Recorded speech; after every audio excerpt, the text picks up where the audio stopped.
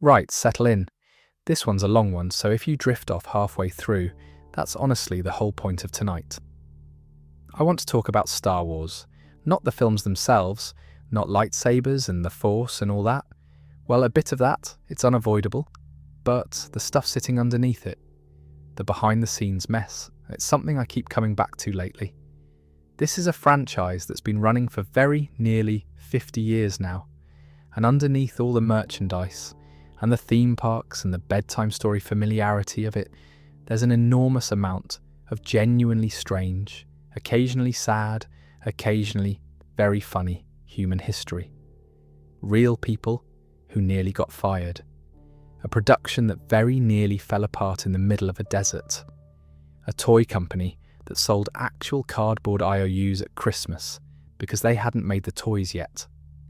Actors who got treated appallingly by total strangers for the crime of being in a film those strangers didn't enjoy. None of it's exactly secret. Most of it's been talked about by the people involved, on the record, sometimes more than once. But it's the kind of thing that gets buried under merchandise catalogues and nostalgia. And I think laid out properly, in order, it's more interesting than it ever gets credit for. Some of it's funny, some of it's a bit sad. None of it, I promise, is going to ask you to feel anything in particular about it. I'm just going to tell you what happened. There's no real order to any of this tonight. We'll bounce between the original trilogy and the prequels and the Disney era and back again, because none of these stories depend on each other to make sense. Drift off whenever you like, pick it back up whenever you like. It genuinely doesn't matter where you land.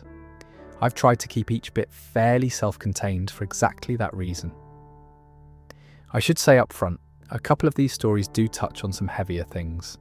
Bullying, addiction, a couple of mentions of mental health struggles, and one section later on does touch on suicidal thoughts. Because the person involved has spoken about it publicly himself. I'm not going to dwell on any of that or go into detail.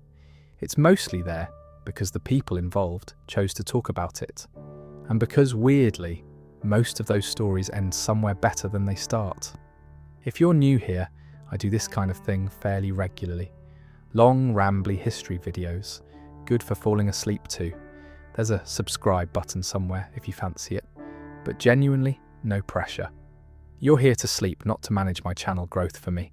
Let's start somewhere properly daft, because I think you need a bit of silliness before we get into anything heavier. Let's talk about the time an American television network commissioned George Lucas to make a holiday special about Wookiee family life, and how spectacularly that went wrong. So, 1978. Star Wars had come out the year before and absolutely flattened every box office record anyone had bothered to keep track of, and the worry at the studio and at CBS was that people would simply forget about it before the next film came out. Which sounds mad now, but remember, this is before sequels were really a thing. Before Star Wars, nobody assumed a hit film automatically got a follow-up 2 or 3 years later. So somebody had the idea of doing what every other big property did in the 70s to stay relevant between projects, which was a television variety special. Singing, dancing, guest stars, the whole format. George Lucas wasn't really involved in the day-to-day of the holiday specials production, and at the time, he was focused on developing The Empire Strikes Back. He gave the production a 6-page treatment, insisted it focus on Chewbacca's family and their home planet, and then more or less left CBS to get on with it, which, with hindsight, might have been the mistake right there. The plot, such as it is, follows Han and Chewbacca trying to get back to Chewbacca's home planet of Kashyyyk in time for a holiday called Life Day, while being chased by the Empire.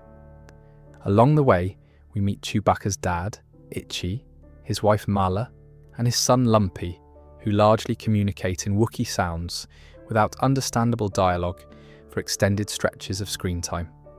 No subtitles. One of the writers, a man named Bruce Vilanch, apparently pushed back on this exact point. You can't really blame him. Try writing 20 minutes of unsubtitled growling and making it compelling television. The production itself was a bit of a shambles too. The original director left partway through, after a handful of scenes, replaced by a man named Steve Binder, whose entire briefing on what a Wookiee should look and act like was a document Lucasfilm called, genuinely, the Wookiee Bible. No real creative brief beyond that, just a few pages of species notes to build 2 hours of network television out of, which probably explains an awful lot about how the finished thing turned out. The cantina set alone went wildly over budget, and at one point during filming, Grace Slick from Jefferson Starship turned up to perform fresh out of rehab and was, by all accounts, not in the mood to be told what to do by television producers. Honestly, fair enough. B. Arthur agreed to play Akmina, the cantina bartender in the Star Wars Holiday Special, though her specific reasons for taking the role have not been reliably documented. Harrison Ford took a lot more convincing. And in one of those little details I love, you can actually spot Mark Hamill wearing slightly heavier than usual makeup throughout, because he was still recovering from a car accident he'd had the previous year, which we'll come back to properly a bit later on, because it's a much better story on its own. The special aired only once on American television, once on CBS in November 1978, and it has never been officially broadcast again in America since, not once. Lucas reportedly hated it almost immediately, and the infamous sledgehammer line has for years been widely attributed to him, even though no direct source confirms he personally said he'd tracked down every surviving copy and smashed them, which is a fairly strong reaction to a television special you greenlit yourself. Anthony Daniels, who played C-3PO, called it a turd in his own memoir decades later, which feels about as blunt an assessment as you're going to get from someone who was actually in it. Mark Hamill admitted in 2018, 40 years on, that he still hadn't watched the whole thing, and Carrie Fisher, brilliantly, apparently made Lucas hand her a personal copy of the tape in exchange for recording some commentary tracks for the original trilogy years later, specifically so she'd have something to put on at parties when she wanted guests to leave. Which I think is one of the most Carrie Fisher things I've ever heard. The one genuinely beloved part of the whole 2 hours is a short animated segment buried in the middle, which is where Boba Fett makes his very first appearance anywhere in the Star Wars universe, over a year before he shows up properly in Empire. So in a strange way, one of the most iconic characters in the entire franchise was born inside the thing its own creator wanted destroyed with a sledgehammer. Because it was never officially released, bootleg recordings made their way around fan circles for decades. The kind of thing people would trade on battered VHS tapes at conventions, which only really cemented its reputation as this slightly mythical, forbidden artifact. Something Lucas didn't want you to see has, naturally, become exactly the thing people go out of their way to track down. There's even a proper documentary about it now, going through the whole saga of how it got made and why it went so wrong, which I'd recommend if you ever fancy seeing the thing for yourself. Bit of a slog in places, by all accounts, lots of Wookiees just sort of wandering around their treehouse making noise, but it's there if you want it. Worth saying too, the whole idea of doing a variety special wasn't actually that strange a choice at the time, even if it looks completely mad in hindsight. In the 70s, that format, songs, sketches, guest stars, was a totally normal way for a hit property to stay in the public eye between installments. It just so happens Star Wars wasn't really suited to it at all, and it wasn't even the worst version of this idea that got made that year, believe it or not. There was also a Star Wars segment on the variety show Donnie and Marie around the same period, which apparently featured dancing stormtroopers and ended with the Star Wars characters taking a group bow, which by most accounts is somehow even more baffling than anything in the actual holiday special. Production conditions on set weren't exactly glamorous either. Several of the actors in heavy costume reportedly struggled with the rubber masks during the cantina-style sequences, with more than one performer apparently passing out briefly from lack of oxygen inside the headgear under hot studio lights, which gives you some idea of just how unglamorous a lot of this practical effects era filmmaking actually was, holiday special or otherwise. And despite Lucas wanting it buried, the thing never quite got fully erased from the official record. For years, Lucasfilm's own internal continuity database, which they nicknamed the Holocron, apparently held something like 28 separate entries referencing details that originated in the special. Things like Chewbacca's family members and the Life Day holiday itself, all filed away at a kind of secondary level of canon. Decades later, the first episode of the MAN Duo Lioriun even worked in a quiet little nod to it, when a captured prisoner mutters that he'd been hoping to be free in time for Life Day, which is a properly deep-cut reference for something its own creator wanted smashed with a hammer. Harrison Ford in particular has had a fairly consistent way of dealing with questions about it over the years, which is to either feign ignorance of it or jokingly deny that it exists.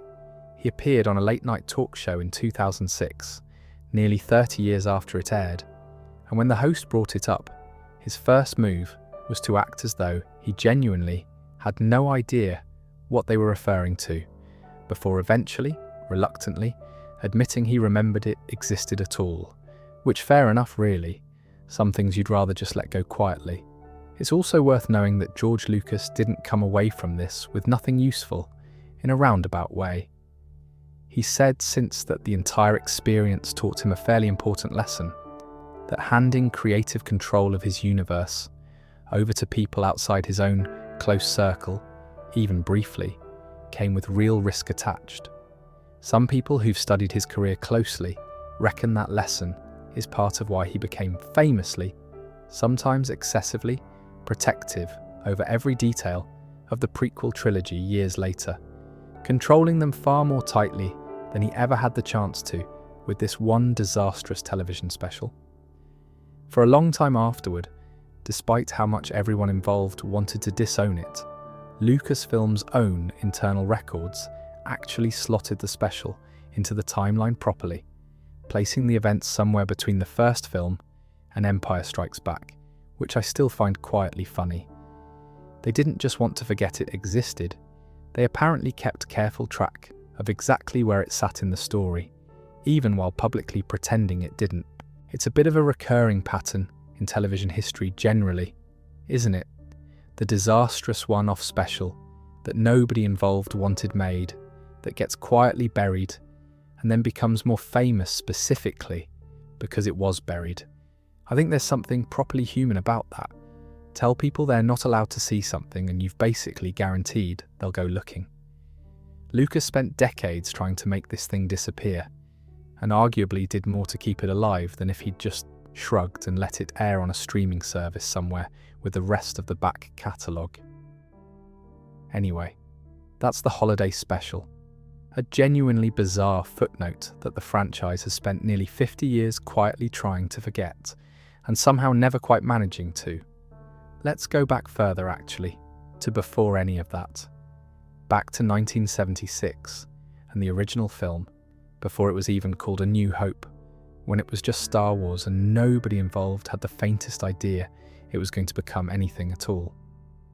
George Lucas wanted a desert planet for Luke's homeworld, somewhere that felt properly alien and harsh, and after scouting around, he settled on southern Tunisia on the edge of the Sahara. The thinking was that desert weather is predictable, hot, dry, consistent, easy to schedule around, which, as it turned out, was not even slightly true. Second day of filming, a freak rainstorm rolled in out of nowhere and wiped out the day's shooting entirely, on a schedule that only had 11 days budgeted for the whole location in the first place. Trucks and equipment got stuck in mud for days afterwards. Then, because the universe apparently enjoys irony, the rain gave way to blistering heat during the day and brutal cold at night, and the crew started getting sick with dysentery as the shoot dragged on. A sandstorm at one point completely destroyed the Jawa's sandcrawler vehicle, which then had to be rebuilt from scratch in about a day, because there simply wasn't time to do otherwise. And then, my favourite bit of this entire story, that same sandcrawler very nearly started a war. Libya's leader at the time, Muammar Gaddafi, spotted what looked like a large, unidentified military vehicle parked near the Tunisian border and accused Tunisia of preparing some kind of invasion. It was the Sandcrawler, a prop, built out of plywood and fiberglass for a film about space wizards. The crew had to quietly relocate further from the border and just sort of carry on, as if that hadn't happened. Lucas wore goggles a lot of the time out there because the wind would whip sand up constantly, and by his own later admission, the whole experience sent him into something close to a panic. They'd only managed to get a fraction of the shots he'd originally planned by the time they had to pack up and move on to the studio sets back in England. And it didn't get easier once he was home either. He came back from Tunisia to find that Industrial Light and Magic, the visual effects company he'd founded specifically for this film, had completed something like 3 of the 365 effect shots they needed, while having already spent more than half the entire effects budget. 3 shots out of 365. The next day, Lucas was hospitalized overnight with chest pains, diagnosed with hypertension and exhaustion, and told in no uncertain terms by doctors to bring his stress levels down. He reportedly told people around him at the time that once this film was finished, he was never directing again. He has, obviously, directed again since, but it tells you roughly where his head was at. Most of the crew, by their own later accounts, genuinely believed the film was going to flop. Several of Lucas's own friends watched early cuts and didn't really get it, which understandably disappointed him quite a bit. Even Marcia Lucas, his wife at the time, and one of the editors on the film, wasn't sold on the early cut. Steven Spielberg was apparently one of the only people in those early screenings who came away properly enthusiastic, and reassured Lucas the lukewarm reactions were probably just because the special effects weren't finished yet, rather than any deeper problem with the film itself. Even the studio executives at Fox were reportedly braced for a flop. The film ended up roughly $3 million over its original budget because of all the delays, and with days to go before the release date, the production had to split into 3 separate units, working simultaneously just to finish in time. It was completed less than a week before it opened in cinemas. And then, obviously, it opened in May 1977 and more or less broke the entire concept of what a summer film could do at the box office. Within 3 weeks, Fox's stock price had doubled. The studio's previous best annual profit had been approximately several $100 million. That year, on the back of this film nobody quite believed in, they posted nearly 80. A few more bits worth knowing about that shoot, actually. The very first week in Tunisia, before the rain even hit, they were already losing time to malfunctioning props and electronic breakdowns, robots that simply wouldn't do what they were built to do, which on a film this dependent on practical creature and droid work was a fairly bad sign right out of the gate. Some of Luke's home scenes were filmed inside a genuinely existing building, a hotel in the town of Matmata, partly built into the ground in the traditional local style, which is part of why Tat Uyen still looks so strange and tactile compared to a lot of studio-built science fiction from that era. It wasn't a set dressed to look alien. It was just a real, unusual building that happened to look like nowhere else on Earth. Once the film was a hit, the money side of things got almost as strange as the shoot itself. Francis Ford Coppola, a close friend of Lucas's, and a far bigger name in the industry at the time, apparently came to him asking for help financing the end of Apocalypse Now, because Lucas had suddenly become wealthy enough to bail out one of the most respected directors in Hollywood. And Lucas himself had been so unsure the film would land that before release, he and Spielberg apparently made a private side bet, agreeing to trade 2.5% of the profits from each other's next film, with Spielberg fully expecting his own picture that year, Close Encounters of the Third Kind, to be the bigger hit. He thought he was doing Lucas a favour. Star Wars opened on only 32 screens in the whole country, because most cinema owners simply didn't believe a science fiction film could draw a crowd, the genre having mostly flopped throughout the preceding decade. Within days, it was clear that was wrong, and the rollout expanded rapidly from there. The fame that followed arrived almost instantly, and quite literally, by some accounts, off people's backs.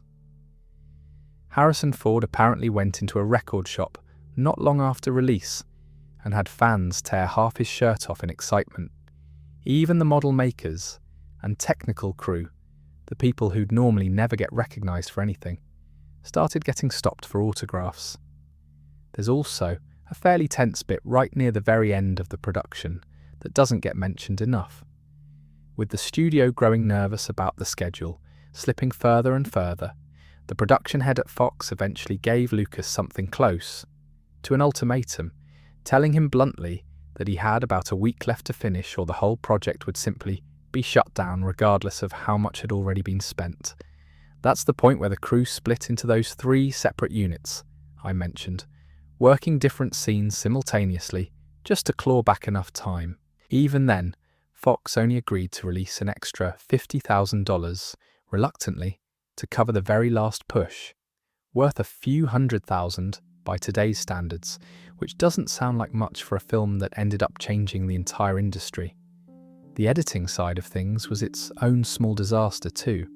An editor named John Jimpson had started cutting the footage while Lucas was still off filming in Tunisia, which meant he was, in George Lucas's later description, in an impossible position, trying to assemble a coherent film out of material nobody had properly explained the meaning of to him yet. He genuinely didn't know what half of what he was looking at was even supposed to represent within the larger story, because Lucas simply hadn't been around to brief him on it. Funnily enough, Tunisia wasn't even the original plan. Lucas had initially pictured Luke's homeworld as a jungle planet, rather than a desert one, and his producer at the time actually flew out to the Philippines to scout locations on that basis. It was only once Lucas properly sat with the idea of spending months filming a crew through dense, humid jungle that he decided he'd rather not, and the search shifted toward deserts instead, eventually landing on the edge of the Sahara, which means the entire look of Tiat Uin, sand, twin suns, that whole sun-bleached, sparse aesthetic that's become so iconic, exists largely because George Lucas decided jungle sounded like a miserable few months of his life. I think what I find most reassuring about this story, oddly, is how ordinary the chaos actually was. We tend to imagine famous, beloved things arriving more or less fully formed, like the universe simply decided this was going to work and cleared a path for it. The truth is almost always messier than that. Equipment breaks, weather doesn't cooperate, people get sick, get stressed, doubt themselves constantly, right up until the moment it either works or it doesn't. Most projects that fall apart this badly during production never recover at all. This one somehow did, and I don't think there was ever a guarantee of that, right up until the lights went down in cinemas that first weekend. I just think that's worth sitting with for a second. A film that very nearly didn't survive its own location shoot, that gave its director a hospital visit before it was even finished, that almost caused an actual international incident over a plywood truck, ended up being one of the biggest cultural events of the entire decade. None of it was inevitable. It very easily could have gone the other way. Right, lighter one now. Business trivia, but genuinely some of the best business trivia I know. When Lucas was negotiating his contract with Fox, he did something that, at the time, looked like a fairly bad deal for him personally. He agreed to waive a $500,000 raise for directing in exchange for keeping the merchandising rights and the rights to any sequels. And the reason this looks like a bad deal is that in the mid-70s, movie merchandise basically didn't exist as a real business. Toy companies saw film tie-ins as a bit of a joke. Cheap promotional tat, not a proper revenue stream. So as far as Fox were concerned, they were giving away something worthless in exchange for saving money on the director's fee. Seemed like a steal, Lucas tried to get a couple of the big toy manufacturers interested anyway, and they turned him down. Mattel passed, Mego passed. Eventually, a much smaller company called Kenner, who at the time were actually owned by a cereal company, took a punt on it, mostly on the instinct of one executive who'd read the script early and thought it might do all right. Here's the problem though. By the time Kenner actually signed the deal, the film was only a few months away from release, which is nowhere near enough time to design, manufacture, and ship a full toy line. So as Christmas 1977 approached, Kenner had a film that was rapidly becoming the biggest thing in the country, and precisely 0 actual toys to sell off the back of it. Their solution was, genuinely, one of the strangest pieces of marketing I've ever come across. They sold a certificate, an actual piece of paper in a box that you could put under the tree, which promised the recipient that 4 action figures, Luke, Leia, Chewbacca, and R2-D2, would arrive by post sometime the following spring. Parents were buying their kids an IOU for Christmas, and it worked. They sold out of these things in stores across New York and Chicago in the run-up to the holiday, despite some understandably grumpy press coverage about a toy company selling fresh air. While all this was going on, the actual design team at Kenner were working with basically nothing. One designer apparently cut the toes off his own sock to fashion a little brown cloak for the very first Jawa prototype, because there wasn't time to source proper fabric. They kept presenting that thing for weeks. His actual sock, repurposed into a Star Wars toy. The terms of that original deal, by the way, were not generous to Lucas at all in hindsight. He was getting roughly 5 cents on every dollar Kenner made on the condition they paid at least $10,000 a year in royalties to keep the license, which is a fairly modest arrangement for what became, within a couple of years, one of the best-selling toy lines in history. There's a nice bit of poetic justice much later on though. When Hasbro eventually bought Kenner in 1991, they apparently overlooked that $10,000 royalty stipulation entirely, missed a payment, and the original contract lapsed.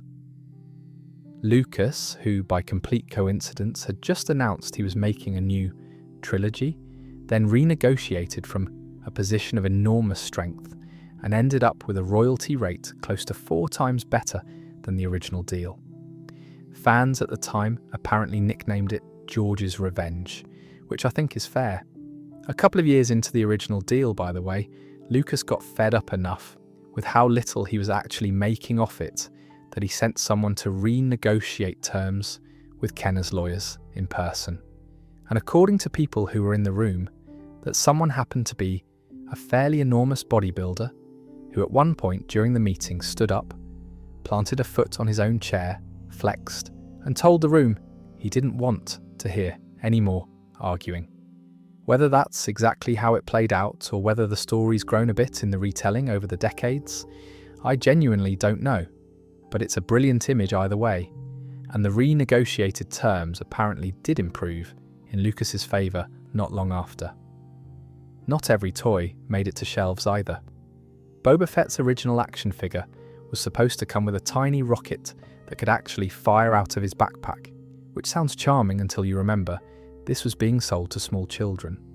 A rival toy company had recently put out a very similar firing mechanism on a Battlestar Galactica toy, and some of those rockets had ended up lodged in kids' throats.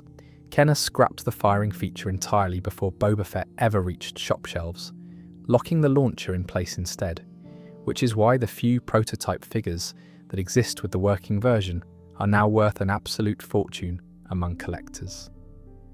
By the end of 1978 alone, Kenner had sold something like $100 million worth of Star Wars toys off a flat initial fee of around $100,000, and was reportedly moving tens of millions of individual figures a year throughout the original trilogy's run. That merchandising income, more than people probably realise, is what actually financed The Empire Strikes Back and Return, of the JADI getting made at all, which makes that little sock cloak feel like a fairly significant piece of franchise history in hindsight. It wasn't just toys either. Once Lucas realised what he was sitting on, he started licensing the universe out in directions that genuinely hadn't been tried before with a film property. Novels set in the same world, arriving well before anyone had coined a term like expanded universe for that sort of thing. Comic books running alongside the films, Saturday morning cartoons, costumes, board games, arcade machines, the lot. Over the life of the franchise, the merchandise alone has reportedly brought in more money overall than the films themselves have at the box office, which is a genuinely unusual thing for any franchise to be able to say, then or now. Today, depending on which industry estimate you trust, Star Wars licensed merchandise still brings in somewhere in the region of $3 billion a year, nearly 5 decades after a designer was cutting up his own sock because there wasn't time to find proper fabric for a prototype. It's worth remembering too that the merchandising rights weren't the only thing Lucas walked away from that original Fox negotiation with. He also kept the rights to any sequels, which meant once the toy money and the box office receipts started rolling in, he wasn't beholden to Fox's financing or approval to actually make Empire Strikes Back.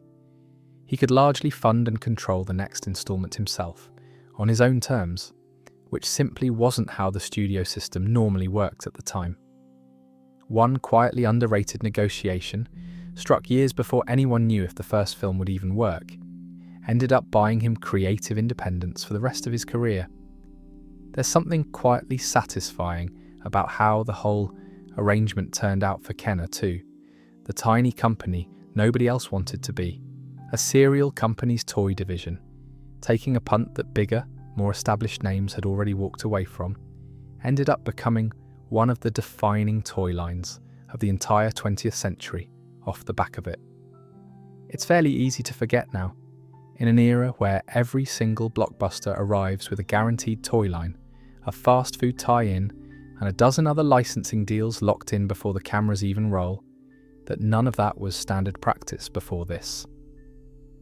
Lucas more or less built the modern template for it largely by accident, because he happened to ask for the one thing nobody else wanted at the negotiating table. Every studio executive who's ever sat across from a filmmaker and reluctantly handed over merchandising rights owes that particular meeting a small begrudging debt. Today, that original gamble, the one Fox were happy to give away because they thought it was worthless, is estimated to have generated something in the region of $12 billion across the life of the franchise. From a sock. A literal sock, quick one this. But I've always found it genuinely fascinating because nobody involved will properly confirm or deny it. And at this point, 50 years on, I doubt anyone ever will. May 25, 1977. Star Wars had not yet wrapped its main shoot, but hadn't been released yet. So Mark Hamill was still a complete unknown, just some young actor who'd spent months on a film nobody outside the industry had heard of. He was driving alone and lost control of his car. Came away from it with a fractured cheekbone and a fractured nose, serious enough that surgeons had to take cartilage from his own ear to reconstruct part of his face. By his own account, he woke up in hospital, knew immediately something was badly wrong, and then someone held up a mirror. He said since that in that moment he genuinely believed his career was over before it had even properly started. It wasn't, obviously. Star Wars came out a few months later and made him one of the most recognisable faces on the planet, slightly altered features and all. But here's the bit that's never been fully resolved. When Empire Strikes Back went into production, a couple of years later, the opening sequence has Luke getting mauled across the face by a wampa, a sort of yeti creature, on the ice planet Hoth, leaving him in bandages for the first chunk of the film. And the question that's followed the franchise ever since is whether that entire sequence was written specifically to explain why Hamill's face looked subtly different from the first film. Carrie Fisher said, on more than one occasion, that yes, that's exactly why it was written. George Lucas has said the opposite, insisting the Wampa attack was purely there to build tension and raise the stakes early in the sequel, nothing to do with continuity patchwork. Hamill himself has mostly stayed out of it over the years, though in one interview, the makeup team did let slip that they used some of his actual scarring as reference when designing the wound makeup for that scene, which doesn't exactly settle the argument either way. There was even a deleted shot at one point showing Luke's face properly bandaged, which got cut, possibly because it drew a bit too much attention to the whole thing. For what it's worth, Hamill himself has generally played down the severity of it over the years. In a BBC interview not long after Empire came out, he said the story had built up over time into something bigger than it actually was. That yes, his nose needed resetting, and there was some reconstructive work, but the popular version of events, full facial reconstruction, the works, was a bit exaggerated compared to what actually happened. He's also said more recently that Empire was, physically and emotionally, the most grueling film of the entire saga for him to make, for reasons that go well beyond just the accident. Between the freezing Norwegian location shoots, for the ice planet scenes, and the sheer intensity of Luke's storyline that installment. It also wasn't even his only brush with injury during this franchise, as it turns out, though that's a story for another time. And there's one more small detail that tends to get left out of the retelling. The accident happened while the crew was still wrapping up pickup shots for the very first film, meaning Lucas actually had to use a stand-in for Hamill the following day for a handful of shots specifically chosen so you'd never see his face. Hamill wasn't the only one paying a physical price for being in these films, while we're on the subject. Anthony Daniels, who's played C-3PO in basically every single Star Wars film made since 1977, has talked at length over the decades about how genuinely uncomfortable that gold suit was to wear.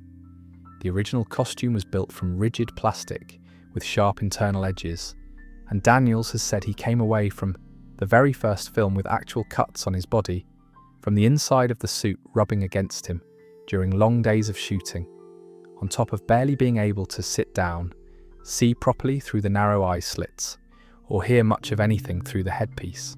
He's joked since that he spent most of the original trilogy essentially performing blind and in mild pain, which makes it slightly funnier that the character's defining trait is constant complaining.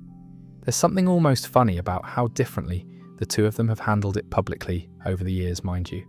Fisher treated it as a great bit of trivia, dropped it into interviews with a grin, like she was letting you in on a secret. Hamill's response has sometimes been a sort of polite shrug, but he has also explicitly denied it, like he'd rather the mystery stayed a mystery. Lucas, for his part, tends to get a bit more defensive when it comes up, insisting the creative reasoning came first and the timing was simply a coincidence. 3 people who were all in the room for the actual decision, and not one of them tells quite the same story 40-odd years later. That's the bit I find genuinely charming about it, if I'm honest. Most behind-the-scenes mysteries get solved eventually.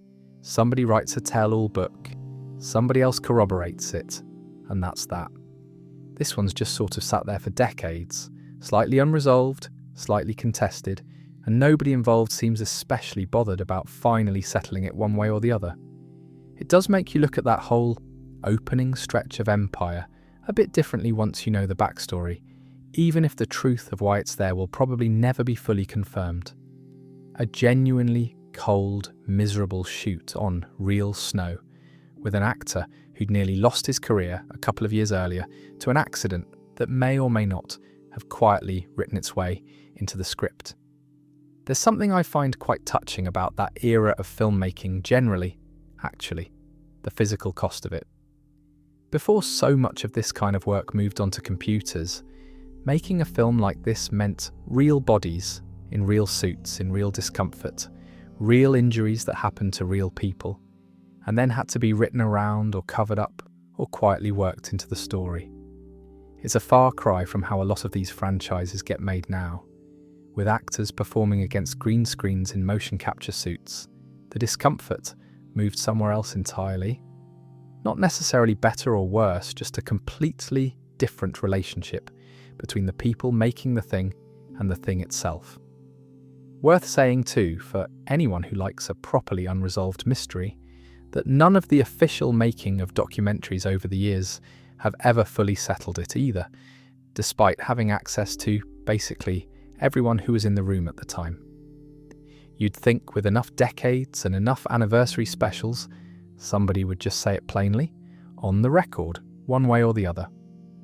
Nobody ever quite has. I quite like that nobody's ever definitively answered it. Sometimes the more interesting version of a story is the one where the people who actually know the truth just decide to let you keep guessing. This next one's a bit heavier, so I'll keep it gentle and brief, and I'd rather end it on the right note than dwell on the hard parts.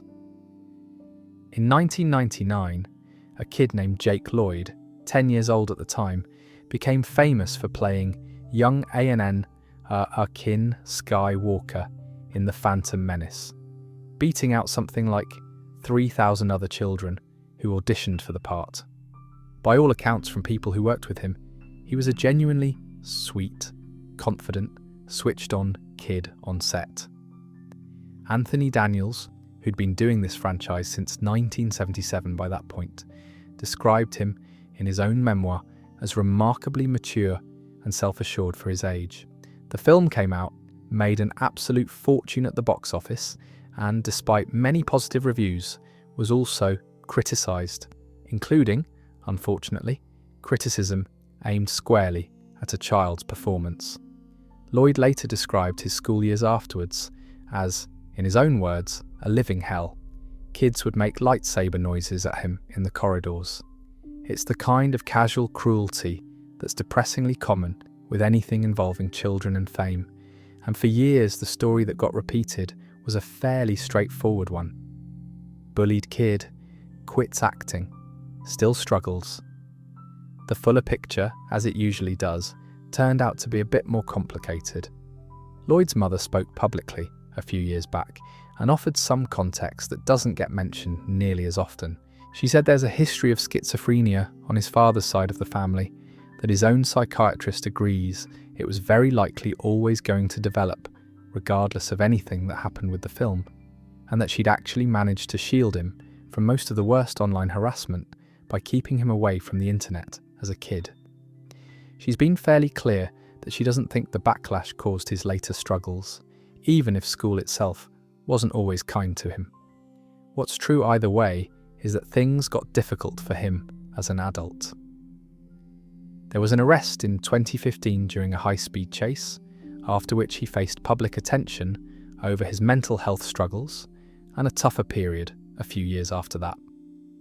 But here's where I'd rather leave it, because the most recent updates are genuinely good ones. He completed an extended stay in an inpatient program not long ago. His mother's described him as doing noticeably better, more social, more able to talk openly about his condition than he used to be. And apparently, he still loves Star Wars completely. Watches the new shows. Was looking forward to marking the 4th of May with his mum, which, if you don't know the joke, is the unofficial Star Wars holiday. May the 4th, may the Force be with you. Bit daft. I like it though. Worth knowing a bit more about him before all that, actually, because there was a proper little career there before Star Wars ever entered the picture.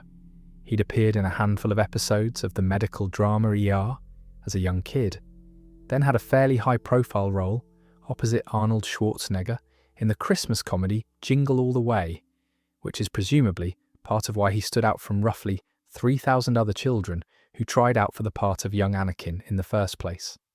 He even won a Young Artist Award for the performance, for whatever that's worth set against everything that came afterward. The same year he picked up those Razzie nominations too. After the film, he voiced the character a few more times in some of the tie-in video games released around 2001 and 2002, which turned out to be the very last professional acting work he ever did before stepping away entirely. One detail from his more recent recovery that I think is genuinely worth mentioning: his family has talked about something called anosognosia, which is essentially a neurological condition where a person isn't fully able to recognize their own symptoms, which for years made it extremely difficult for him to understand why staying on medication actually mattered. Apparently, that's been one of the biggest shifts in his recent progress, getting to a place where he can acknowledge what he's dealing with, rather than simply not registering it at all. And on a much lighter note, earlier this year, he was photographed at a get-together with Daniel Logan, who played the young version of Boba Fett in the prequels, the two of them just catching up as old former child co-stars, which is a nice, completely ordinary little detail to end on. One particularly sour moment from that period is worth a brief mention too, mostly because of how it was eventually answered. A magazine ran a fairly callous piece directly mocking his performance as a child not long after the film came out, harsh enough that it drew a public rebuke from an unlikely source, the director Ron Howard, himself a former child actor, who apparently felt strongly enough about a grown publication going after a kid's acting to say something about it publicly at the time.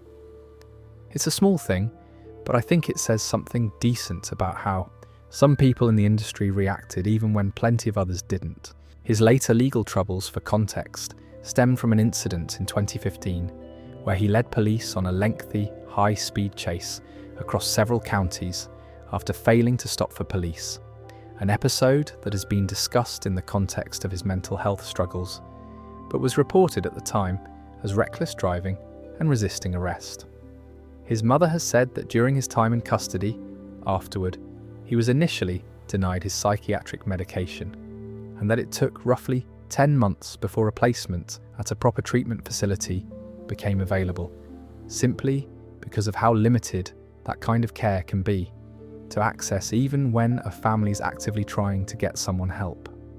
For what it's worth, Lucas himself only ever said he was looking for 3 specific qualities in whoever played young Anakin: a good actor, someone enthusiastic, and someone with real energy on screen. And by every account from the people who actually worked alongside Lloyd as a child, he genuinely had all 3. None of what happened afterward was really about the performance itself. When you look back at it properly, it was about a film that disappointed a lot of adults, and a child who happened to be standing closest to the camera when that disappointment needed somewhere to land. I think about this one a fair bit, honestly, whenever the subject of child actors comes up generally. There's a strange thing that happens when a kid gets cast in something enormous like this, where the adult world suddenly treats their performance as fair game for the same brutal scrutiny you'd aim at any other professional, while completely ignoring that the person on the receiving end of it is still working out who they are as a human being. It's not really a Star Wars specific problem, it just happens to be a particularly visible example of it, because of how big the film was and how loud the disappointment around it got. There was a particularly hard stretch in there too, worth mentioning gently. His mother has said his younger sister passed away in 2018, and that losing her seemed to make an already difficult period noticeably harder for him. I won't dwell on that beyond saying it, because I don't think it needs dwelling on, but it does help explain why the road back took as long as it did. It's a story that started somewhere sad and seems to be heading somewhere all right, which I think is the most honest way to leave it. Lighter again now, because honestly, this one's a bit petty, and I mean that affectionately. David Prowse was the man physically inside the Darth Vader suit for all 3 original films. 6'6", former bodybuilder and weightlifter, genuinely imposing presence on set. He wasn't the voice, obviously, that was James Earl Jones dubbed in afterwards, because Lucas wanted something darker than Prowse's actual speaking voice, which apparently had a fairly jovial West Country accent that didn't exactly scream evil space wizard. But the movement, the physicality, all of that was Prowse, and for decades he was banned from every single official Star Wars event. Not informally frozen out, properly banned by Lucasfilm in writing. When he asked why, the only explanation he ever got, by his own account, was that he had, quote, burnt too many bridges, with no further detail offered. The feud actually traces back a long way to 1978, when Prowse did an interview at a comic shop in Berkeley and let slip, 2 full years before Empire Strikes Back came out, that Darth Vader was going to turn out to be Luke's father. Whether that was a genuine leak, or as Prowse always maintained, just a lucky guess on his part, is still debated. But the damage to his standing with Lucasfilm was done. When they actually filmed the reveal scene on Bespin, Prowse wasn't even given the real line. He was fed a decoy, told to say that Obi-Wan had killed Luke's father, specifically because nobody trusted him not to talk. He found out the real line, the one everybody now knows by heart, the same way the rest of the world did, by watching the finished film. Things got worse a few years later, in 1982, when a British newspaper ran a story claiming Vader would die in Return of the Jedi. Prowse got blamed for that one too, again denied ever having seen a full script, but the trust was already gone by that point. He was largely sidelined for the rest of that production, replaced in several physical scenes by an Olympic fencer, and the relationship with Lucas never properly recovered. The official ban came in 2010, with no official reason given but often linked to long-standing plot leaks, and possibly comments Prowse made in a documentary critical of Lucas. Though by his own telling, he hadn't even realised that interview was going into a film with that angle. He kept showing up near conventions anyway, for years afterward, renting hotel rooms close to the venue, and meeting fans independently, signing photographs as Dave Prowse is Darth Vader, because he genuinely loved the connection with fans, even after being shut out of the official side of it. Before any of the Star Wars stuff, Prowse actually had a whole other public career going in Britain, as the Green Cross Man, a sort of homemade superhero figure, used in road safety adverts, aimed at children throughout the 70s. He took that seriously enough, and it ran long enough, that he was eventually awarded an MBE for it. Lucas apparently first noticed him playing a much smaller role, a manservant in Stanley Kubrick's A Clockwork Orange, and offered him the choice between 2 parts in this strange new science fiction film, either Chewbacca or Darth Vader. Prowse chose Vader specifically because he figured the villain had more presence. Even setting the feud aside, the man inside the suit had a genuinely difficult job throughout. By the time Return of the Jedi was being filmed, with Prowse already sidelined from much of the production, the crew still needed Vader to physically lift Emperor Palpatine off the ground and hurl him down a reactor shaft in the climax. The actor in the suit, mostly Prowse's fencing replacement by that stage, simply couldn't manage the lift convincingly, so the team ended up rigging the Emperor actor with wires to fake it, and by most accounts, it still doesn't look quite right if you watch closely. There's also a small, slightly sad bit of culture clash worth knowing about. From inside the convention circuit Prowse loved so much, some of the other original cast members who appeared at fan events for decades reportedly held a sort of informal hierarchy among themselves. The idea being that if you had an actual credit in the films, you counted as a proper performer, while uncredited extras didn't, regardless of how recognisable their character might be to fans.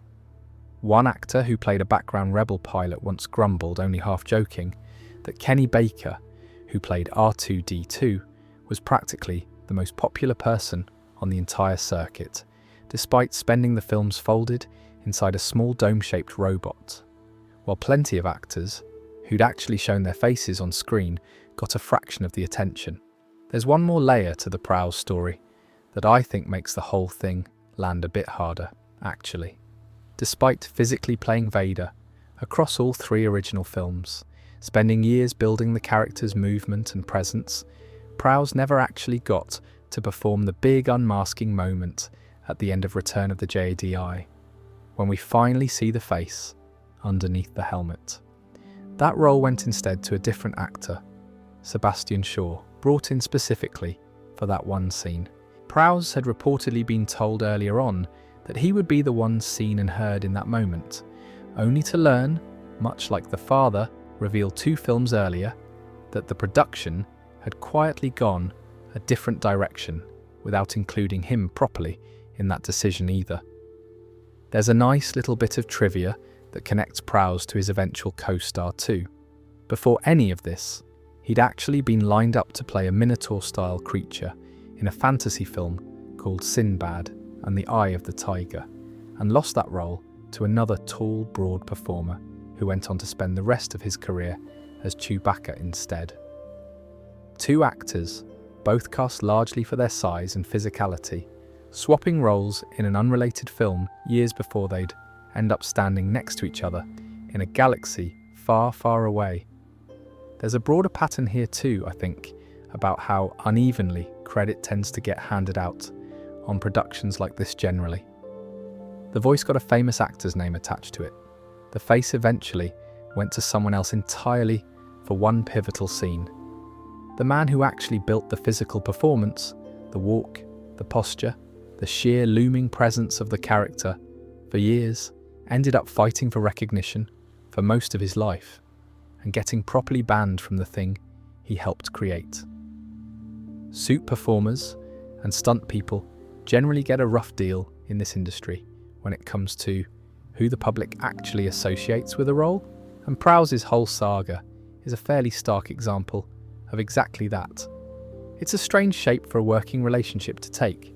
Honestly, 2 people who built something together that ended up mattering to millions of strangers, never quite managing to sort things out between themselves for the better part of 40 years.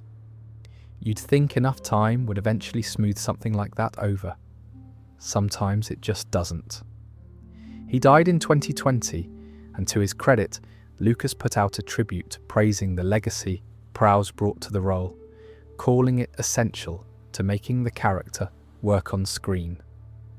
Bit of a softer ending than the decade of silence that came before it, I think.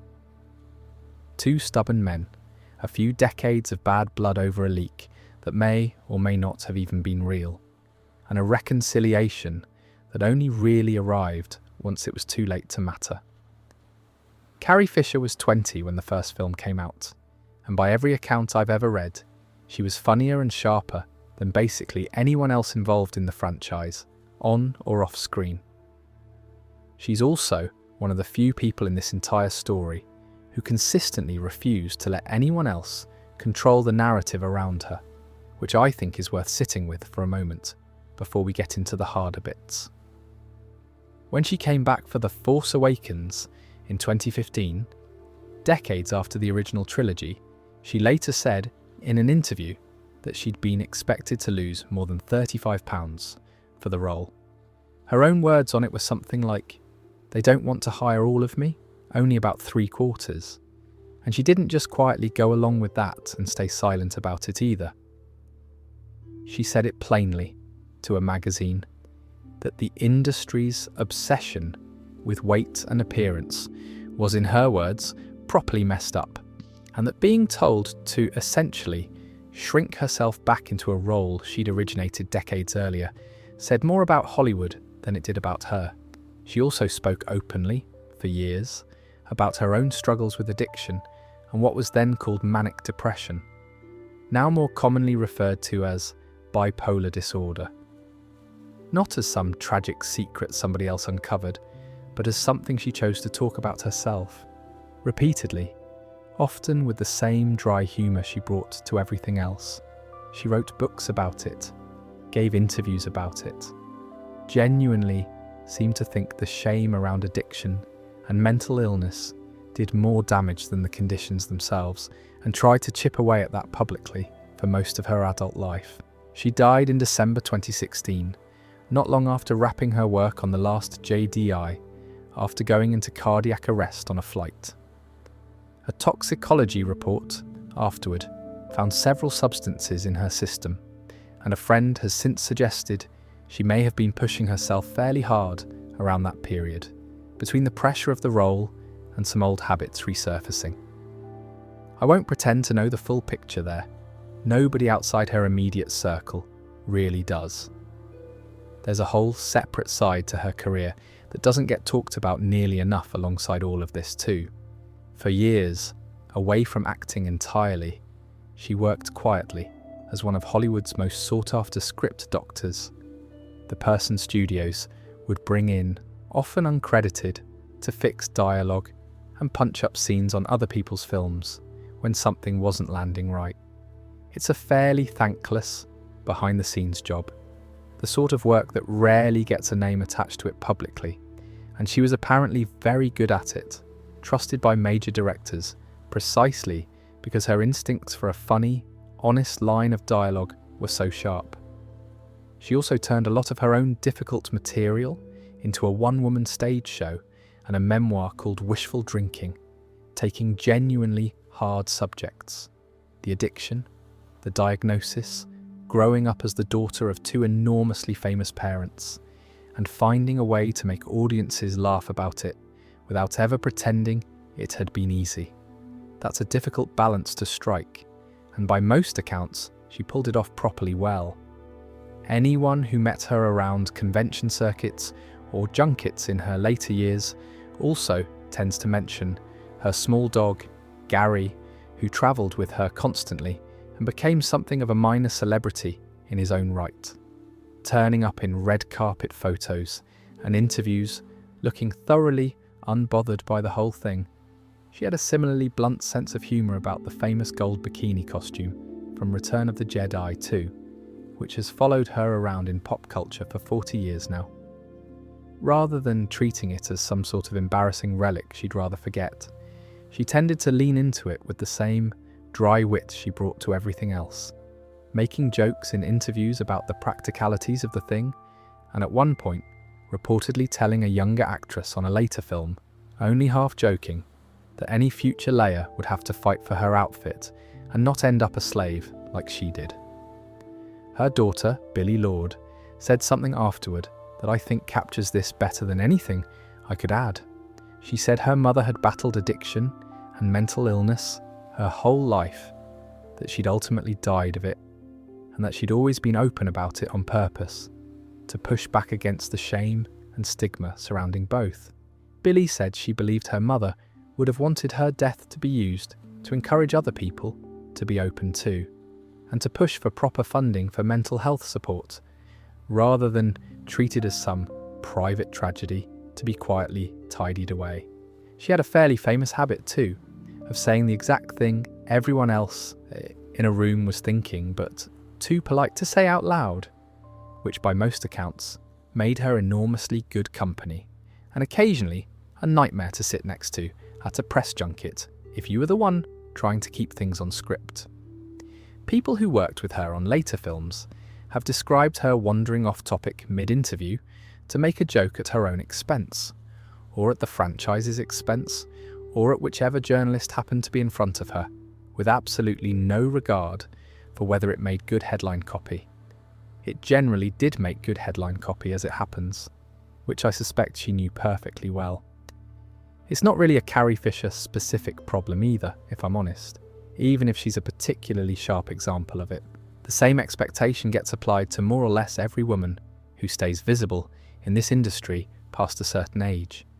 This quiet, often unspoken demand that they keep looking exactly as they did decades earlier, while the men in the same franchises are generally allowed to just look like themselves, wrinkles and all, and have it read as gravitas rather than decline. She wasn't the first person to point that out, and she certainly wasn't the last, but she did it with a kind of directness that a lot of people in her position simply don't risk. It's a fairly familiar shape, that arc, once you've heard a few versions of it. Someone gets treated unfairly by an industry that should know better, and rather than going quiet about it, they decide the most useful thing they can do with that unfairness is talk about it loudly, in public, so other people going through something similar feel a bit less alone in it. Not every famous person handles being mistreated that generously. She generally did. What I'd rather leave you with is the part she actually controlled, which is how loudly and how publicly she talked about all of it while she was alive. Most people in her position would have kept that stuff private, polished, managed by a publicist. She mostly just said the true thing out loud, even when the true thing was unflattering or difficult, and seemed to think that was more useful to other people than pretending everything was fine. I think that's a fairly good way to be remembered, honestly. Right, back to something lighter. This one's pure behind-the-scenes chaos. Nobody really gets hurt. It's just a genuinely mad story about how a major studio film nearly came apart at the seams. Solo, the Han Solo origin film, came out in 2018. The directors originally attached were Phil Lord and Christopher Miller, the pair behind the Lego Movie, and 21 Jump Street, both very funny, very experienced filmmakers. And about 4.5 months into shooting, somewhere around 3/4 of the way through principal photography, Lucasfilm fired them, mid-production, with a release date already locked in. The official line was creative differences, which is one of those phrases that tells you almost nothing and everything at the same time. From what's come out since, the gist seems to be that Lord and Miller wanted to lean into a more comedic, improvisational style, letting actors play around off script, while the studio and the film's veteran screenwriter wanted something that felt more tonally consistent with the rest of the saga. Apparently, there was particular friction over how many camera angles to cover a scene from, which sounds like a small thing until you remember that limits your options entirely once you get into the edit. Neither side budged, and eventually Lucasfilm made the call. Ron Howard was brought in to finish it, with the production schedule significantly extended and a mandate to reshoot something like 85% of what had already been filmed. He ended up shooting roughly 70% of the finished movie himself, which is why he gets sole director credit, while Lord and Miller were given executive producer credits instead. The budget, partly because of all this, swelled to somewhere around $250 million. One actor, Michael K. Williams, who'd been playing a significant supporting character, simply wasn't available for the reshoots due to a scheduling conflict with another project, so his entire role ended up being cut from the film. Howard has since said there was nothing personal in any of it, that Lord and Miller were simply seeing a different film than the studio was, and that their fingerprints are still all over the finished version in ways audiences probably wouldn't clock. Lord and Miller themselves, for what it's worth, have said since that, as strange as the whole experience was, they look back on the actual collaboration fondly, which is a fairly generous way to describe getting removed from your own film with weeks left to shoot. Part of the tension, by some accounts, came down to the writer of the film, Lawrence Kasdan, a veteran of the franchise going back to Empire Strikes Back in 1980, being involved more closely with the production to oversee things more closely. Lord and Miller apparently felt that arrangement turned him into something close to a shadow director, looking over their shoulders, which understandably didn't sit well with two filmmakers used to a fair amount of creative freedom on their own projects. The cast, for their part, mostly described the whole experience as disorienting rather than dramatic. Emilia Clarke has said she texted Kasdan's son and co-writer half a dozen times in disbelief when she heard Ron Howard might be stepping in, asking if he was joking, certain they couldn't possibly be lucky enough to land a director of that stature on short notice. Donald Glover, who played Lando, has said Lando was his favourite character since childhood, and that he was simply thrilled to be there. And in a nice little touch, once Howard did take over, George Lucas himself apparently dropped by the set, intending just a quick hello, and ended up staying for hours, offering notes on a scene over 40 years after he'd first created the character being filmed. None of it ultimately saved the film commercially. Solo made around $393 million worldwide, a genuinely disappointing number once you account for the inflated reshoot budget and marketing spend, and it became the first Star Wars film generally regarded as an outright box office underperformer. Disney's response was to slow the whole franchise's theatrical movie release schedule down considerably afterward, having concluded they needed time to reset and to give fans space to actually miss Star Wars. There was also a quieter bit of behind-the-scenes anxiety going on around the lead casting itself, even before the director swap. Alden Ehrenreich, stepping into a role so closely associated with Harrison Ford, was reportedly given access to an acting coach during production amid studio concerns about his performance, with later accounts emphasising that the coach was there as a resource for the whole cast rather than just for him. Once the finished film came out, opinions on how much of it actually belonged to which director varied wildly, even among the cast. Thandie Newton, who played a supporting role, said afterward that Lord and Miller's influence was everywhere in the finished cut, while her co-star Paul Bettany took the opposite view, suggesting Howard had reshot considerably more than people assumed. Genuinely, even the people who were there don't fully agree on the answer. Small lighter detail to end this one on, since it's been a fairly tense story so far.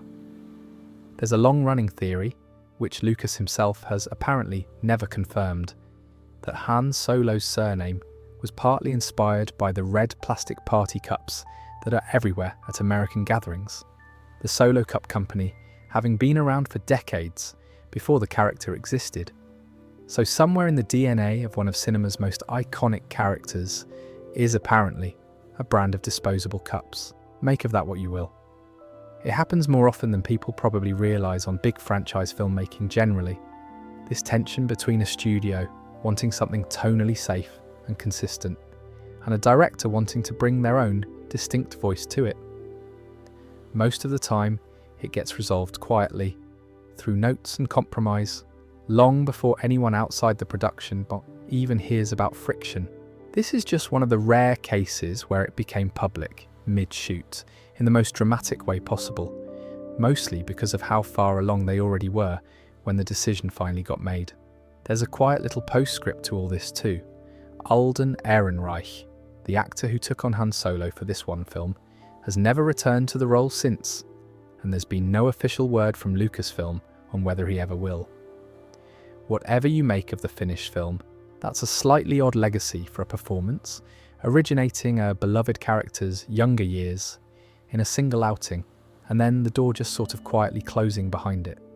It's a useful reminder, honestly, that even on a project with this much money and this much institutional knowledge behind it, nobody actually has it figured out in advance. Decades of making these films, an enormous in-house team who'd done this exact job before, and they still ended up scrapping over half of a nearly completed shoot and starting major chunks of it over with a different director entirely. If a production this experienced can get caught out that badly, it's probably worth going a bit easier on smaller productions that stumble through their own version of the same thing. It's the kind of story that doesn't really have a villain in it, just two very different visions for the same project that genuinely couldn't coexist, and a studio that decided, fairly bluntly, which one was going to win. This next one is the heaviest story in the whole video, so I'm going to keep it short, keep it factual, and make sure it ends in the right place. If this kind of thing isn't what you want to hear right before sleep, this is a good bit to skip forward past, I won't blame you at all. Ahmed Best played Jar Jar Binks in The Phantom Menace through motion capture and voice work back in 1999. He was 25 at the time, and the character became, almost overnight, one of the most mocked pieces of pop culture of that entire year. That's well documented, and not really news to anyone. What's less talked about is what that actually did to the man behind the performance.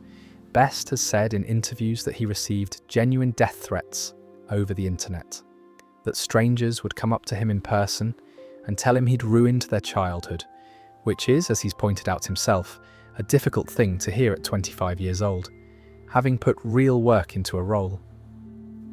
In 2018, with the 20th anniversary of the film approaching, he posted something publicly that the backlash had brought him, at one specific point, right to the edge of taking his own life. He didn't go into detail about it, and I'm not going to either, beyond saying that he's described it as one of the hardest things he's ever had to talk about publicly. The response to him sharing that, for what it's worth, was almost entirely supportive. People he'd worked with reached out. Strangers who'd mocked the character years earlier apologised. It seemed to genuinely shift something in how people talked about online pile-ons more broadly, at least for a while. It's worth knowing that Best wasn't actually new to performance when all this happened. He came from a background in physical, movement-based theatre work, which is part of why Lucasfilm wanted him specifically for a role built almost entirely around movement and early large-scale motion capture, which was still relatively uncommon in mainstream film production at the time. And his contribution to this franchise turned out to be a lot bigger than just the one character he's most associated with. A few years later, during Attack of the Clones, Best was apparently instrumental in helping the effects team work out how Yoda should actually move in his first ever proper lightsaber fight, with Lucas reportedly giving the animators almost no direction beyond telling them to think of a Tasmanian devil. That entire sequence, one of the most well-regarded action beats in the whole prequel trilogy, owes a fair amount to work Best did behind the scenes around the same period he was absorbing all that public criticism. It also wasn't only him feeling the weight of it at the time. Rob Coleman, one of the animation directors at Industrial Light and Magic, who'd worked extensively on bringing the character to life digitally, is widely known for his role in creating Jar Jar Binks. But there is no clear-sourced record of him publicly describing how hard the reaction hit the wider effects team, or of George Lucas explicitly framing the criticism in terms of earlier complaints about C-3PO being annoying when the very first film came out. When he did eventually speak publicly about how close things had gotten, the response from people who'd worked alongside him was immediate and warm. Mark Hamill reached out directly. So did the director Rian Johnson, who said he thought a lot of people would get something valuable from hearing Best's story told properly. Even Frank Oz, who'd voiced Yoda for decades by that point, posted publicly that he genuinely loved the character of Jar Jar from the start and never understood the harshness of the backlash, for whatever that's worth coming from someone who'd been doing this just as long. Around the same time he first spoke publicly about it, Best mentioned he'd been considering putting together a one-man stage show built around the whole experience, his own way of properly owning the story rather than having it told about him by other people. Whether that project ever fully came together or not, I think the instinct behind it says something fairly clear about where he landed with all of it eventually, choosing to be the one holding the pen on his own history. Worth saying as well, the character itself was a genuine technical milestone at the time, whatever you make of how it was received. Jar Jar was one of the first fully computer-generated characters to carry significant screen time alongside live actors in a major film, animated primarily with hand-keyed techniques based on performance reference rather than full motion capture technology, which was still fairly experimental in 1999. Best was effectively helping pioneer a performance technique for digital characters that would later be refined and popularised in blockbuster filmmaking, with a broadly similar fusion of acting and visual effects later associated with characters like Gollum or Caesar in the Planet of the Apes films. None of that context tends to make it into the popular version of the story, which usually just remembers the mockery and skips over the genuinely groundbreaking work underneath it. It's worth saying his career didn't stop after Star Wars either, despite how that period might suggest otherwise. He's continued working steadily in theatre, in voice work, in motion, capture consulting for other major productions, building a career that runs a good deal wider than the one character most people associate him with. It does make me think a bit about how differently this kind of story might play out today, for better and for worse. There's a lot more public awareness now around the real harm that pylons cause, a lot more pushback when fans turn on actors over fictional characters they didn't even write. Whether that's actually translated into less harassment happening in the first place is a separate question, entirely and I genuinely don't know the answer to that one. It's a strange thing, isn't it, that a fictional, fairly silly-looking amphibian creature ended up being the reason a real conversation about online cruelty and its actual consequences got pushed into the mainstream the way it did. Nobody set out for that to happen. It just turned out that this particular character, this particular pylon, was the one that finally made enough people stop and ask what they'd actually been doing to a real person on the other end of all that mockery. And the part I'd rather you take away from this one is where things stand now.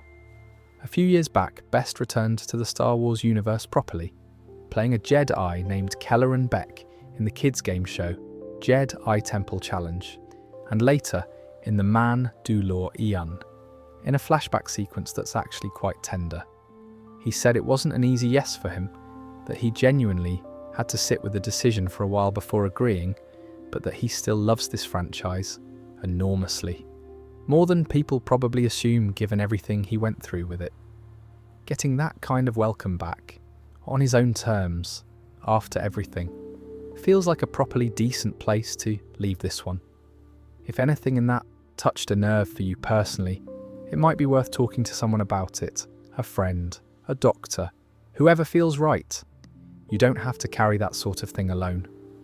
Right, palate cleanser. Properly silly one this, and one of my favourite bits of pure internet history, Star Wars related or otherwise. In 2017, EA released Star Wars Battlefront 2, a big budget multiplayer shooter, and built into it was a loot box system, meaning a lot of the game's content, including progression-affecting upgrades and resources, was locked behind randomised paid unlocks rather than just being available from the start. Players worked out fairly quickly that unlocking a single hero character through normal play could take dozens of hours of grinding, unless you paid real money to speed it up.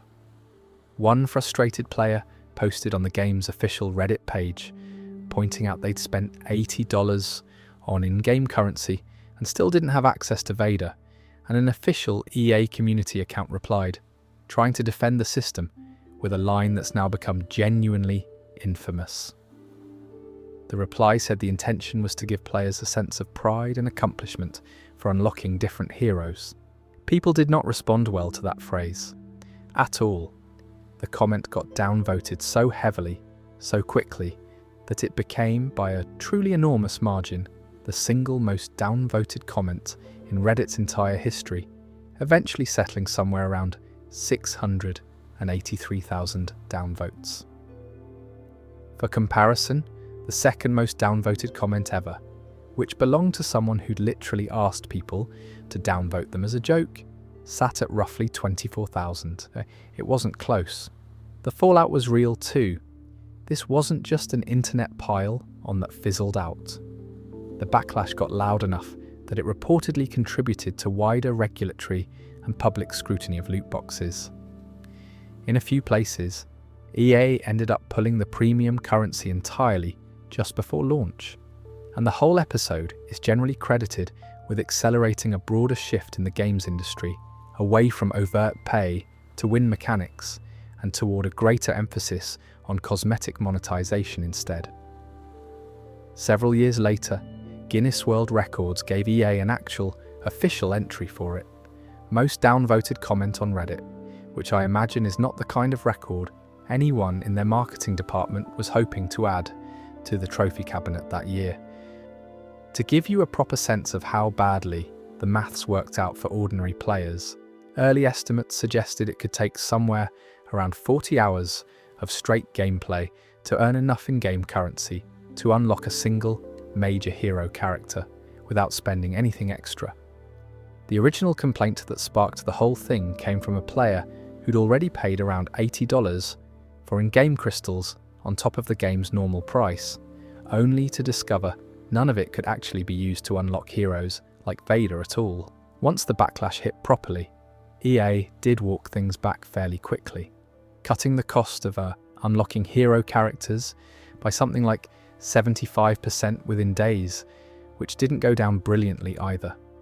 The political fallout was real too, not just internet noise.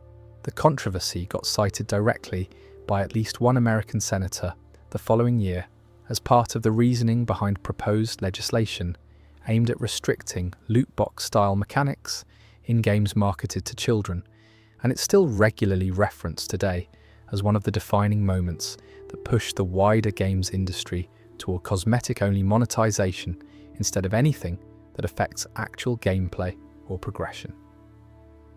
EA's community team didn't even fully grasp what they'd waded into at first either, by the look of it.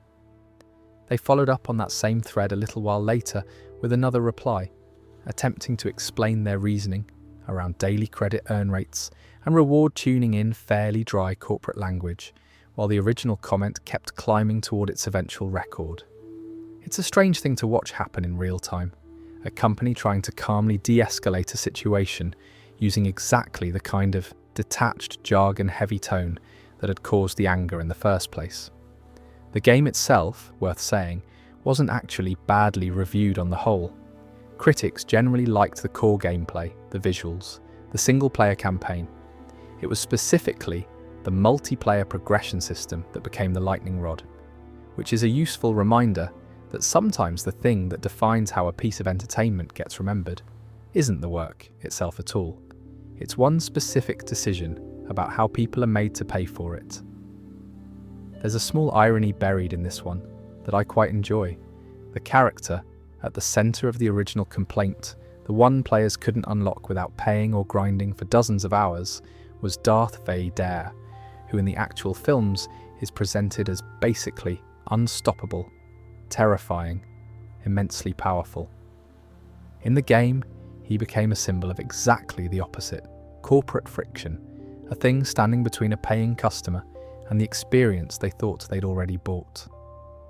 I don't think anyone at EA intended that particular bit of thematic irony when they built the system, but it landed all the same. It's a useful little case study too for anyone who plays games regularly and has watched loot boxes and similar mechanics spread across the entire industry over the past decade or so. There's a reasonable argument that this exact controversy is the reason several big releases since have moved toward cosmetic-only purchases, the outfits and skins that don't affect how the game actually plays, rather than anything that gives a paying player a real advantage. One badly worded Reddit reply arguably nudged an entire industry's business model, which is a strange kind of power for 11 words to have. It's funny, looking back at it now, that a Star Wars game is what actually got an entire industry to reconsider how it treats paying customers, more than years of smaller, quieter complaints about other titles ever managed to. Sometimes it just takes the right franchise, with the right amount of public goodwill behind it, getting the formula badly wrong at exactly the wrong moment, for everyone else to finally sit up and take the criticism seriously.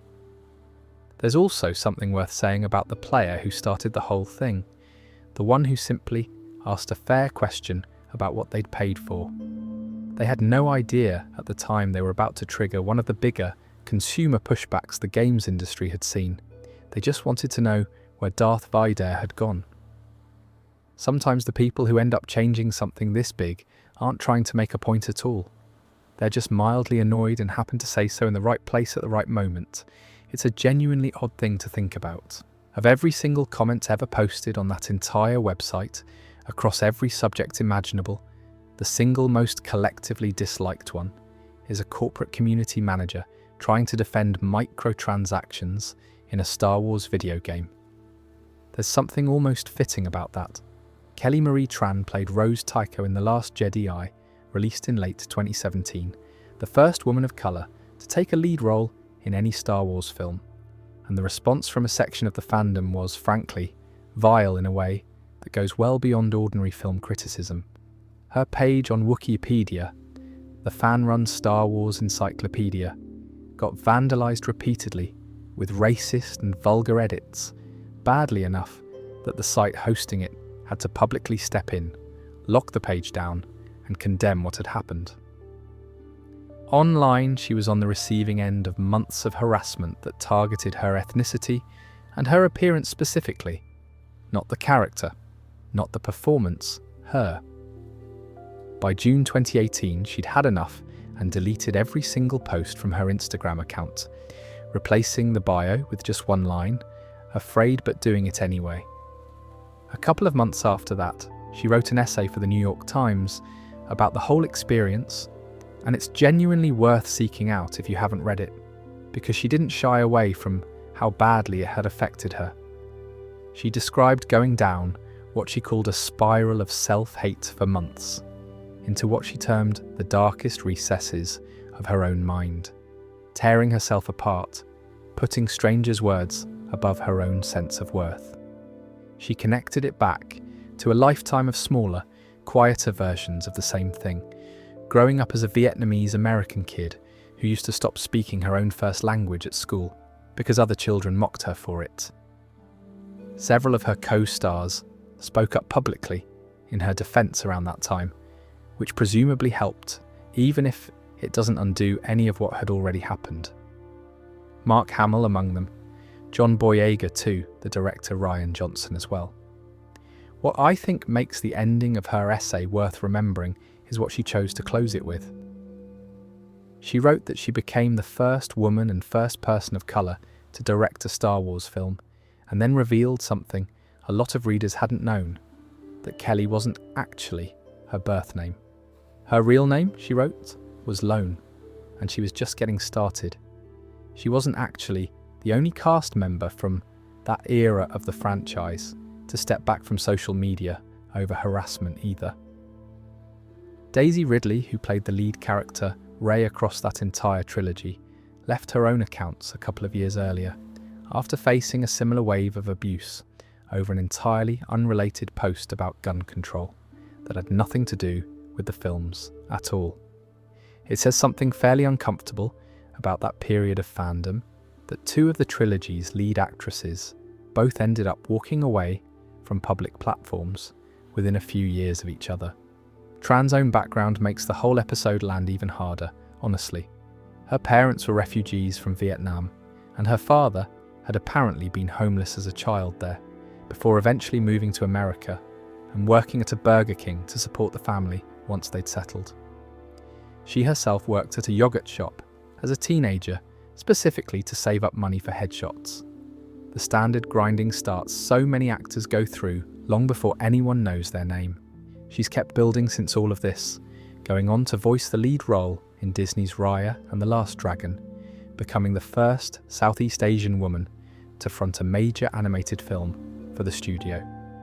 The director of that film, Rian Johnson, later spoke publicly about the horrible abuse he suffered after The Last Jedi, saying that the hatred and death threats from some Star Wars fans were incredibly painful. Whether that framing is entirely fair or not is something fans still argue about, but it's at least worth noting that plenty of people working on these films were uncomfortable with what was happening to her in real time, not just bystanders watching it unfold. I think what gets me most about this one, genuinely, is the gap between what she'd actually done, which was take a role in a big franchise film and perform it well, and what she got back for it, which had absolutely nothing to do with her performance and everything to do with what she looked like and where her family was from. That's not really film criticism at that point, is it? It's just cruelty wearing a film critic's outfit. And the fact that it took an entire public essay in a national newspaper before most of the wider conversation seemed to properly register how bad it had actually gotten says something about how normalised that kind of pile-on had become by 2018. Things have shifted a bit since then, at least on the surface. Studios talk a lot more openly now about protecting cast members from this sort of pile-on. Platforms have gotten somewhat better, though not brilliant, at moderating targeted harassment campaigns. Whether any of that would have actually changed how things played out for her specifically, had it happened a few years later instead, is impossible to know for certain. I'd like to think it would have. I'm not entirely convinced. It says something fairly hopeful too, about how she chose to respond once the dust settled, rather than disappearing entirely or letting the experience define every interview she gave afterward. She's talked about it when asked, plainly, without a huge amount of drama, and then mostly just gotten on with the work, which feels like its own quiet form of resilience. There's a wider point buried in this one too. Beyond just her specific experience, the internet's given audiences a direct line to actors in a way that simply didn't exist a couple of decades ago, which has plenty of upsides, genuine connection, fans getting to thank people for work that mattered to them. But it also means the distance that used to exist between disliking a film and actually being able to reach the person who made it has basically disappeared. And a lot of platforms still haven't worked out what to do about that. She's kept working steadily since, across film and television, on her own terms, which feels like a far better ending to focus on than the harassment itself ever deserved. Last proper section before we wind down, and I think it's a nice one to end on, because it's less about a single, dramatic event, and more just a genuinely strange ethical question the franchise keeps stumbling into, again and again, almost by accident. Peter Cushing played Grand Moff Tarkin in the very first film, back in 1977, and died in 1994.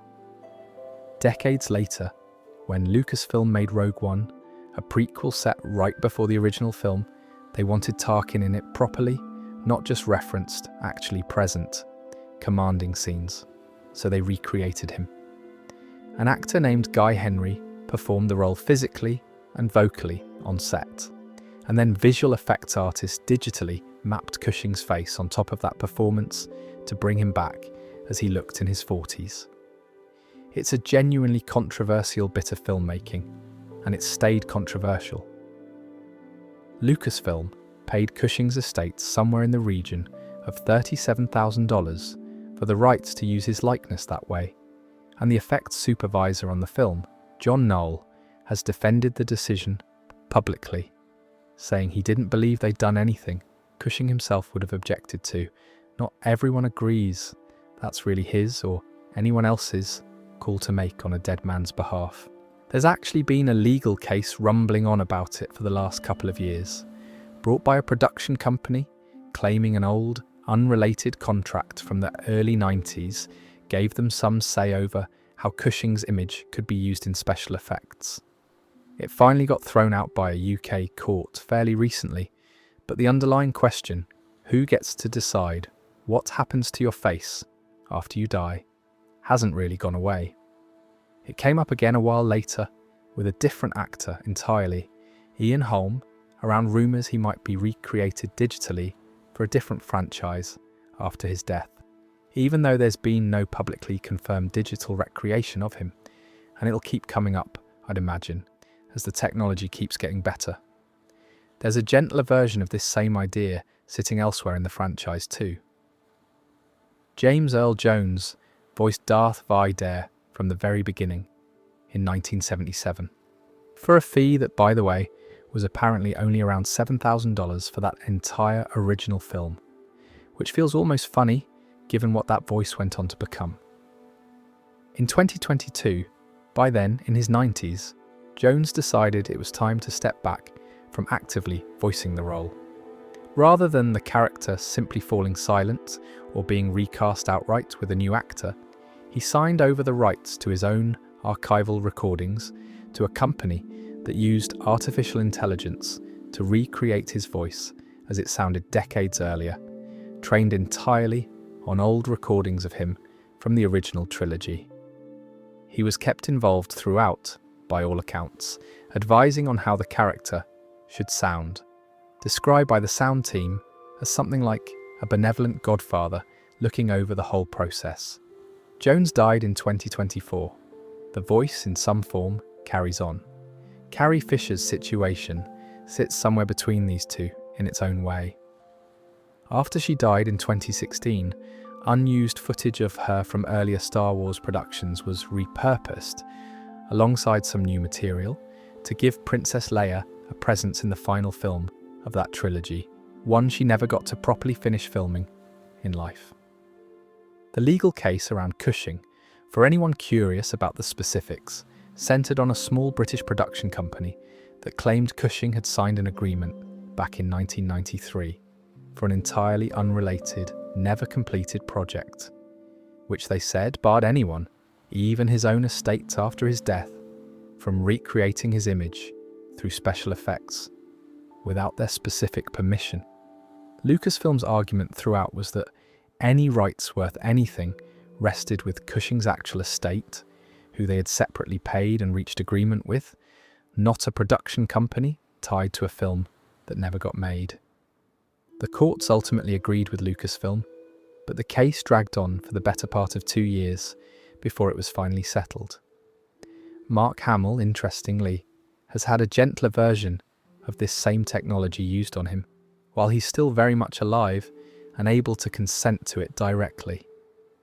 When Disney brought Luke Skywalker back for cameo appearances in shows like The Man Du Lo Yun, decades after the original trilogy, they used the same kind of artificial intelligence voice work to layer a younger sounding version of Hamill's voice over visuals of him digitally de-aged, recreating how he sounded in his 20s rather than asking him to perform it himself in his 60s. Both Hamill and Jones, notably, received proper credit for those performances, despite the technology doing a lot of the heavy lifting.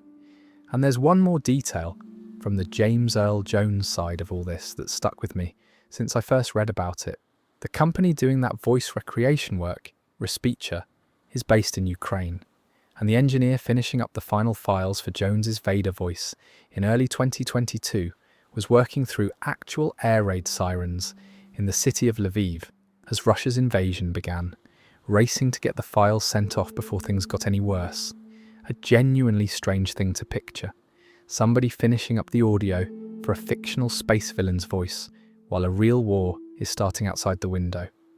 This isn't really a Star Wars specific problem either, by the way, even if the franchise keeps bumping into it more visibly than most.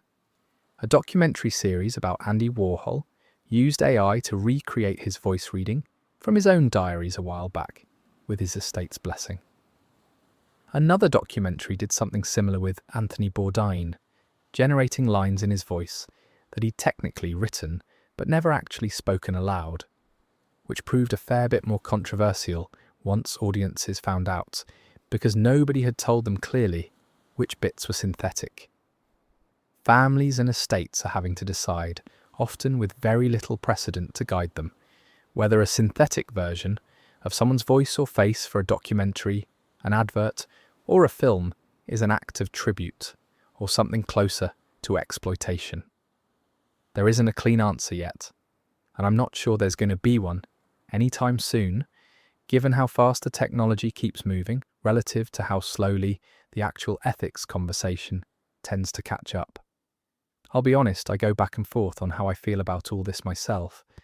There's something genuinely moving about Jones getting to choose how his own legacy continues, on his own terms, while he was still around to guide it. And there's something a fair bit more uncomfortable about Cushing, who never got any say in the matter at all, being brought back decades after he died because the studio decided the story needed him in it. It feels like a fitting place to end up, honestly, given everything else we've talked about tonight. A franchise that spent 50 years being made by genuinely fallible, complicated, occasionally messy human beings, now quietly wrestling with what happens once those same human beings aren't around anymore to have an opinion about how their own work gets used. The technology's only going to get better from here. The question of what we actually owe each other once we're gone isn't one I think gets any easier to answer, just because the tools involved get more impressive. I don't think there's a tidy conclusion to wrap any of that up with. It's just an odd, slightly unsettling thing that this particular franchise, more than almost any other, keeps having to figure out in real time. What do you owe someone's memory? What would they have actually wanted? And who, really, gets to decide that once they're not around to tell you themselves? So that's the lot for tonight anyway. There's plenty more of this stuff I didn't get to. There always is with a franchise this big and this old. But that felt like a decent cross-section. Some of it daft, some of it sad, most of it a bit more complicated once you actually sit with it than the tidy version that usually gets repeated. If there's one thing that stuck with me putting all of this together, it's how many of these stories end better than they begin. That's not how I expected it to go, if I'm honest, when I started looking into this properly. A lot of it gets fixed in time. Most of these people, in one way or another, ended up all right. I don't really have some grand point to tie all of that together with, and I don't think it needs one. It's just a lot of ordinary, occasionally messy human beings who happened to be involved in making something that ended up mattering a great deal to a lot of people, including, I'd guess, whoever's still awake listening to this. Funny how that works. The space wizards and the laser swords are the bit everyone remembers, but underneath it the whole time, it was always just people doing a job, mostly